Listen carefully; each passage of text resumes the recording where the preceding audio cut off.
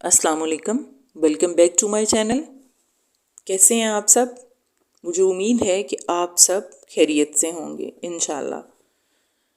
आज जो ग्रामर का टॉपिक है वो है जुमला मुतरज़ा। जुमला मुतरज़ा ऐसा लफ्ज़ या जुमला होता है जो वजाहत या तंज के लिए लिखा या बोला जाता है। इसके होने से या ना होने से फ़र्क नहीं पड़ता, अलबत्ता इसके ना होने से बात में यक गुना तिश्नगी का एहसास होता है।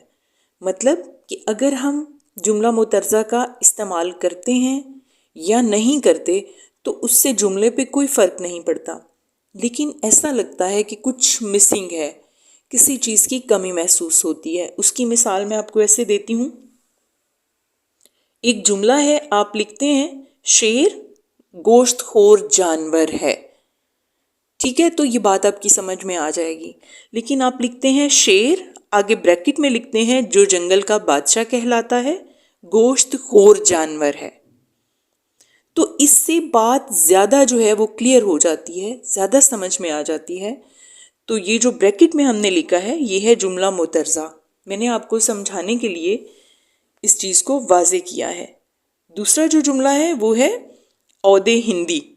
अब एक दफ़ा हम पढ़ते हैं तो हमें समझ नहीं आती औदे हिंदी क्या है, तो ब्रैकेट में दिया गया है कि जो गालिब के खतूत का मजमुआ है उसका नाम औदे हिंदी है। तो औदे हिंदी जो गालिब के खतूत का मजमुआ है पढ़ने के लायक है। अगर आप लिख देते औदे हिंदी पढ़ने के लायक है तो जुमला तो मुकम्मल हो जाता।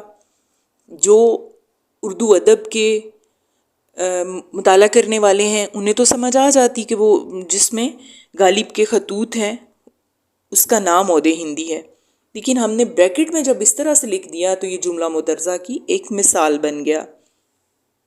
इसी तरह नंबर 3 पर मैंने आपको समझाया है सिकंदर जो मेरे साथ स्कूल में पढ़ता था कल अचानक घर आ गया।